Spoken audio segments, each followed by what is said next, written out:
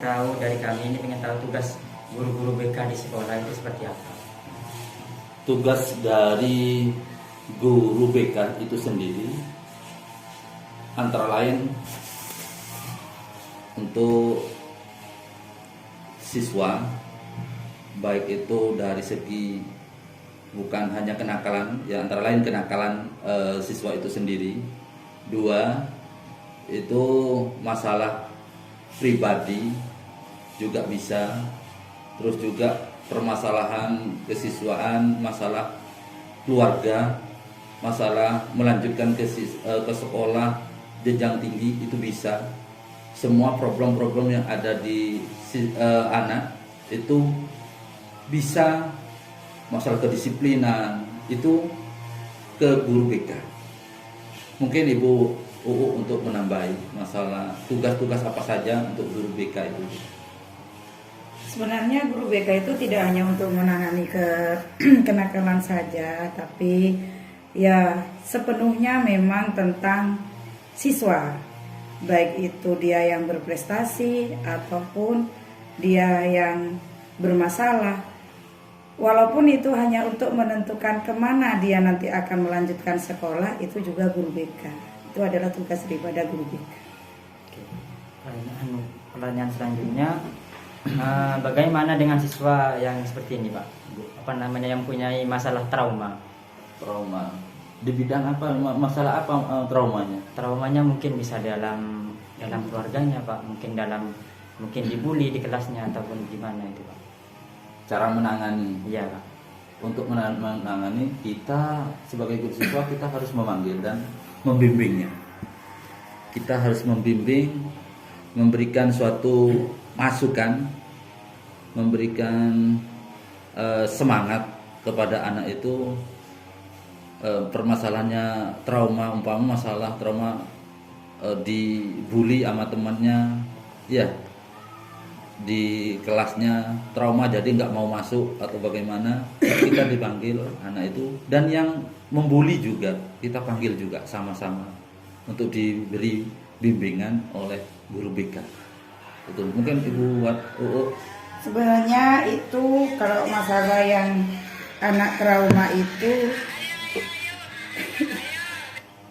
itu bisa kita untuk mengatasinya, kita panggil anaknya, kita tanyakan dulu asal usul dari masalahnya itu apa yang menyebabkan dia itu menjadi trauma dalam segala hal, baik itu sekolah, apakah itu berteman, apakah itu belajarnya. Itu yang memang yang harus dicari, itu adalah memang penyebabnya itu apa, penyebab utamanya itu apa. Setelah itu baru kita melanjutkan tindak lanjutnya, solusinya seperti apa, kita arahkan. Kita harus mengetahui dulu karakter siswanya itu seperti apa.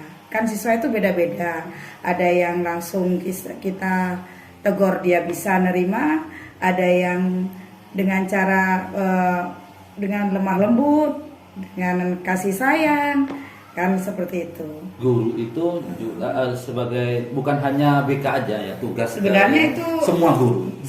Semua guru itu mendidik gitu. Kita sebagai BK hanya sebagai jembatannya. Ketika anak itu ada seperti ini, oh ini adalah urusannya BK, itu belum tentu, karena BK itu memang hanya bukan tugasnya itu bukan hanya ngurusi iki loh, muridnya nakal tugasnya sampean, terus guru lainnya enggak usah. Kita sebagai BK mediator, sebagai guru mediator. Guru itu kan memang tujuan yang utama daripada guru itu kan mendidik dan mengayomi juga, membimbing. Ya, membimbing. Jadi semua itu bisa wali kelas, guru mapel, BK. Utamanya sebenarnya BK itu kalau memang tidak ada tujuannya memang, oh iki loh anu BK ya, setelah ketua BK saya ngadepin kan gitu. Sebenarnya semua guru bisa ya, agar bisa memecahkan suatu permasalahan itu nanti apa traumanya siswa itu kadang ada di bidang bukan hanya dalam bergaul, ada dari bidang ada keluarga dalam juga. Pelajaran apa yang dia traumakan, namanya kimia ya kita datangkan guru kimianya, kita tanya apa permasalahan dari anak ini, ya kita kasih solusinya sebagai guru BK bagaimana gitu. Hanya menjembatani, membimbing untuk guru BK seperti itu. Lanjut ke pertanyaan yang ketiga ya Pak.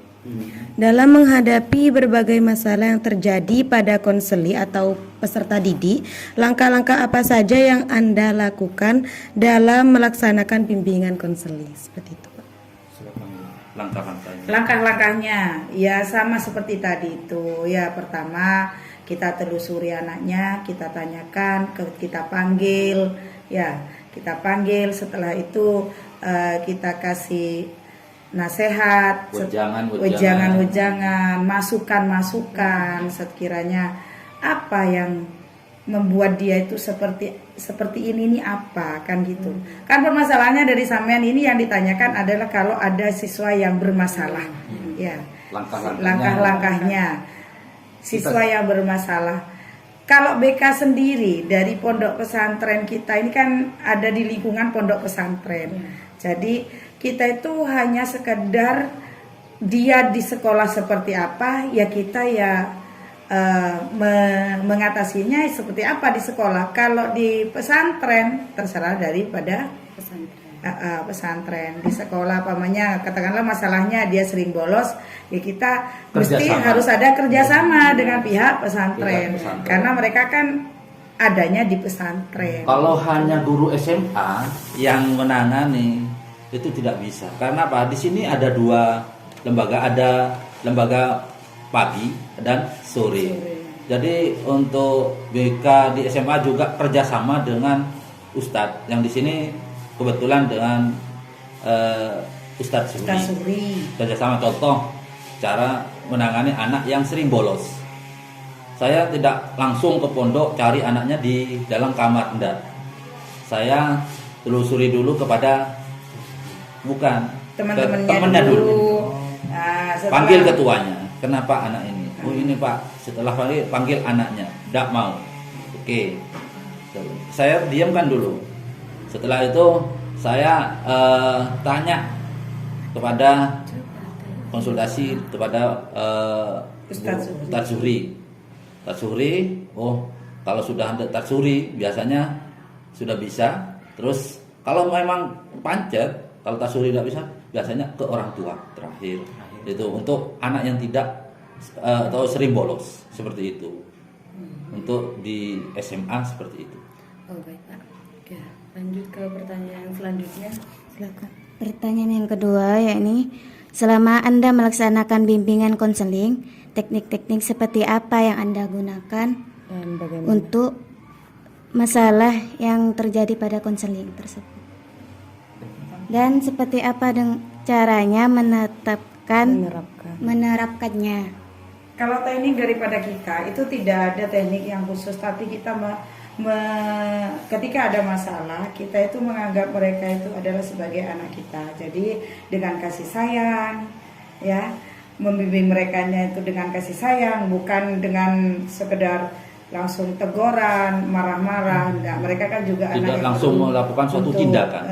Jadi awalnya kita cuma ya kembali lagi seperti tadi Kerjasama. ya kita Baik dengan guru bidang studi, baik itu dengan para ustadz dengan satpam juga kerjasama untuk agar tidak telat atau bagaimana agar anak itu masuk tepat waktu, itu kerjasama. Itu teknik-tekniknya untuk dari kami.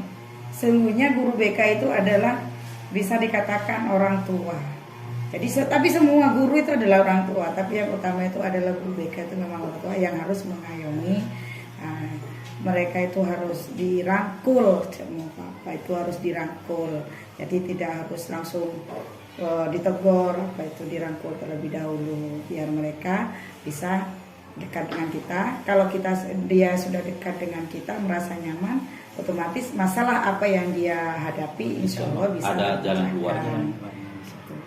Oke, pertanyaan terakhir, cara seperti apa yang Anda gunakan dalam mengevaluasi bimbingan konseling? Evaluasinya ya kita lihat perkembangan daripada anak didik kita. Ketika kan yang sampean tanyakan itu adalah ketika ada anak yang nakal, Nah, untuk mengevaluasinya kita lihat Lihat perkembangan. perkembangannya. Apakah ada setelah diadakan bimbingan ini ada perkembangan terhadap anak didik yang punya masalah, ya kita evaluasi itu. Kalau dengan tingkat sekian, oh ternyata tingkat pertama sudah ada perkembangan, oke, kita lanjut ke jenjang yang berikutnya dengan tindakan yang berikutnya gitu. Kalau memang seperti tadi yang dikatakan oleh BK dari kesiswaan dari Putra, bahwasanya kalau memang sudah tidak ada mentok, tidak bisa kita atasi, ya kita ke pesantren, ke pihak pesantren. Karena memang di SMA Al-Khotibiyah itu kita berdirinya ada di pesantren yang dalam masalah kesiswaan itu memang ada jenjang-jenjang yang harus dilaksanakan, bukan kita sendiri yang dari SMA sendiri yang mengatasi, tapi ada dari pihak pesantren gitu. Terima kasih atas waktunya Bapak Ibu. Sama-sama. Assalamualaikum warahmatullahi wabarakatuh. Waalaikumsalam Waalaikumsalam warahmatullahi wabarakatuh.